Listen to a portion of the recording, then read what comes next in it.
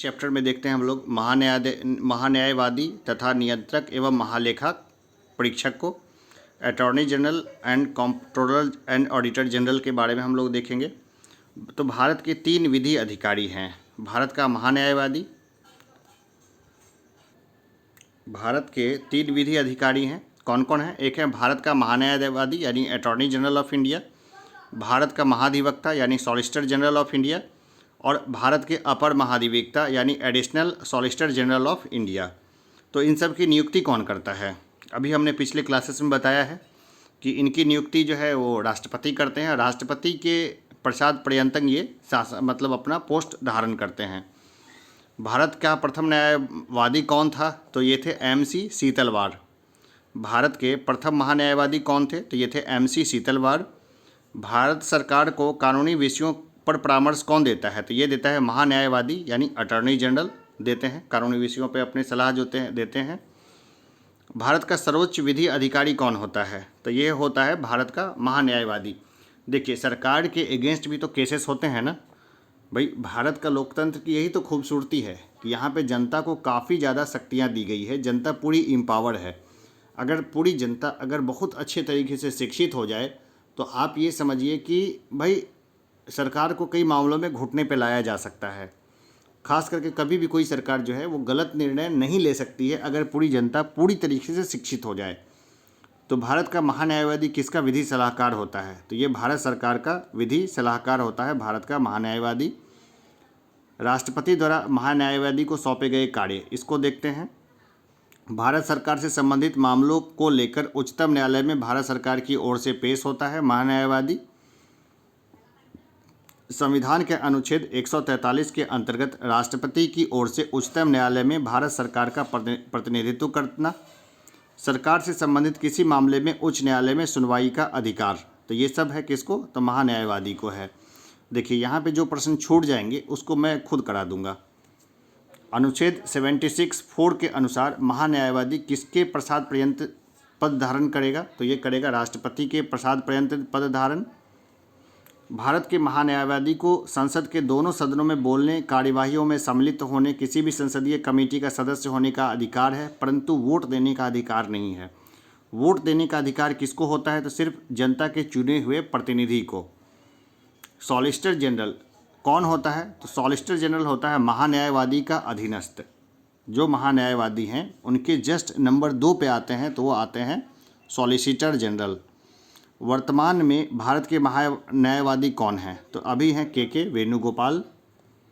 महान्यायवादी का पद संविधान के अनुच्छेद 76 के अंतर्गत एक संवैधानिक पद यानी कॉन्स्टिट्यूशनल पोस्ट है, जबकि महाधिवक्ता का पद जो है संवैधानिक न होकर मात्र वैधानिक पद है, यानी कानून बना के इसको लाया गया है। संविधान में इसका उल्लेख नहीं है। जिसका भी संविधान में उल्लेख होता है ना, वो पोस्ट संवैधानिक हो जाती है। तो यहाँ देखते हैं महान्यायवादी का पद है वो संविधान के अनुच्छेद 76 के अंतर्गत एक संवैधानिक पद कॉन्स्टिट्यूशनल पोस्ट है, जबकि महाधिवक्ता का पद जो है संवैधानिक न होकर मात्र वैधानिक है। नियंत्रक एवं महालेखा परीक्षक अवकाश प्राप्ति के पश्चात कोई भी सरकारी पद धारण नहीं कर सकता है। भाई ये नियम है कि नियंत्रक एवं महालेखा परीक्षक जो है अवकाश के बाद कोई भी सरकारी पद नहीं धारण कर सकते हैं। चलिए आगे देखते हैं।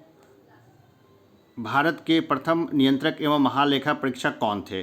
तो ये थे V नरहरि राव। भारत के प्रथम नियंत्रक एवं महालेखा परीक्षक कौन थे? तो ये थे V नरहरि राव। राज्य सरकार को कानूनी विषयों पर कौन परामर्श देता है? तो ये देता है महाधिवक्ता यानी एडवोकेट जनरल। राज्य सरकार को कौन देता है? महाधिवक्ता। राज्य सरकार के मामले में जैसे ही मामला आ जाए तो वो कौन होंगे? सबसे बड़े विधि अधिकारी, तो वो होंगे महाधिवक्ता। संसद की लोक सेवा समिति पब्लिक सर्विस कमेटी की बैठक में कौन उपस्थित रहता है? तो भारत का नियंत्रक एवं महालेखा परीक्षक ये उपस्थित रहते हैं। Doctor B.R. अम्बेडकर ने कहा था कि नियंत्रक महालेखा परीक्षक भारतीय संविधान के अंतर्गत सर्वप्रमुख अधिकारी होगा। यह लोकतांत्रिक व्यवस्था में भारत सरकार के वित्तीय रक्षकों में से एक होगा। इन वित्तीय रक्षकों में उच्चतम न्यायालय, निर्वाचन आयोग एवं संघ लोक सेवा आयोग सम्मिलित है। देखिए, एक बार कट तो नहीं रहा थोड़ा भी, है ना? एक मिनट, मैं इसको दोबारा पढ़ देता हूँ, थोड़ा कट रहा था ये। तो डॉक्टर BR अम्बेडकर ने कहा कि नियंत्रक महालेखा परीक्षक भारतीय संविधान के अंतर्गत सर्वप्रमुख अधिकारी होगा। यह लोकतांत्रिक व्यवस्था में भारतीय सरकार के वित्तीय रक्षकों में से एक होगा। इन वित्तीय रक्षकों में उच्चतम न्यायालय, निर्वाचन आयोग एवं संघ लोक सेवा आयोग सम्मिलित है। मैं एक बार फिर से पढ़ता हूँ। डॉक्टर BR अम्बेडकर ने कहा था कि नियंत्रक महालेखा परीक्षक भारतीय संविधान के अंतर्गत सर्वप्रमुख अधिकारी होगा। यह लोकतांत्रिक व्यवस्था में भारत सरकार के वित्तीय रक्षकों में से एक होगा। इन वित्तीय रक्षकों में उच्चतम न्यायालय, निर्वाचन आयोग एवं संघ लोक सेवा आयोग सम्मिलित है। देखिए, यहाँ पर जो आप प्रश्न करेंगे ना, खास करके मेंस आंसर राइटिंग में, तो उसमें हो सकता है कि जो मेन प्रश्न है ना, जो मुख्य प्रश्न है, उसके सब्सिडरी क्वेश्चंस में आपको ऐसी चीज़ें देखने को मिले, तो इसलिए इसको भी देखना जरूरी है। भारत में नियंत्रक एवं महालेखा परीक्षक कैग के पद का सृजन किसके द्वारा किया गया है? ये किया गया है संविधान के द्वारा। कैग का जो पोस्ट है ना, वो संविधान के द्वारा किया गया है। जो नियंत्रक एवं महालेखक परीक्षक हैं वो संवैधानिक अधिकारी होते हैं, यानी संविधान में उनका उल्लेख है। भारत के नियंत्रक एवं महालेखा परीक्षक का कार्यकाल कितने वर्ष का होता है? 6 वर्ष का होता है। 6 वर्ष या 65, जो भी है, पहले आ जाए। भारत का नियंत्रक एवं महालेखा परीक्षक किसका मार्गदर्शक होता है? तो लोक लेखा समिति का। लोक लेखा समिति के मार्गदर्शक कौन होते हैं? तो नियंत्रक एवं महालेखा परीक्षक। नियंत्रक एवं महालेखा परीक्षक को लोक निधि का मुख्य अभिभावक यानी chief guardian of public purse कहा जाता है। यानी जो भी पैसा टैक्स का है वो कहाँ खर्च हो रहा है, इसके बारे में जानकारी देना और पूरा इसके बारे में डिटेल रखना, ये किसका काम है? तो ये महालेखा परीक्षक का। आप देखिए ना, जो राफेल का मामला हुआ था उसमें भी यही हुआ था कि जो महालेखा परीक्षक था उनकी तरफ उठा था कि भाई वो चीज़ों को अच्छे से बताएं कितना खर्च हुआ, लेकिन उन्होंने संसद में स्टार स्टार लिखा हुआ जो है मामला दिखा करके चीज़ों को इधर से उधर कर दिया था। खैर, आगे बढ़ते हैं। राज्य एवं केंद्र सरकारों के सभी खर्चों की वित्तीय जांच कौन करता है? तो ये करता है नियंत्रक एवं महालेखा परीक्षक। नियंत्रक एवं महालेखा परीक्षक के पेंशन व भत्ते किस पर भारित होते हैं? तो भारत की संचित निधि पर ये भारित होते हैं।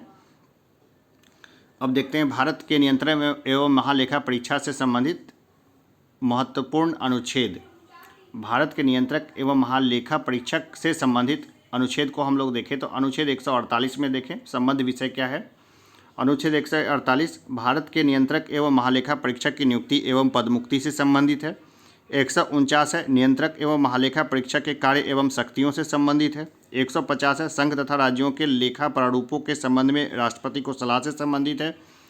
151 जो है वो अंकेक्षण प्रतिवेदन यानी रिपोर्ट से संबंधित है। तो चलिए, यहाँ से हमने देख लिया। जो लोग रेगुलर वे में आंसर राइटिंग से जुड़ना चाहते हैं वो ज्वाइन बटन का इस्तेमाल कर सकते हैं। फ़ीस काफ़ी नॉमिनल रखी गई है, और वो भी अगर कोई फ़ीस ना देना चाहे तो मेरे व्हाट्सएप पे आप मुझसे संपर्क कर सकते हैं। चलिए, अभी के लिए इतना ही। धन्यवाद।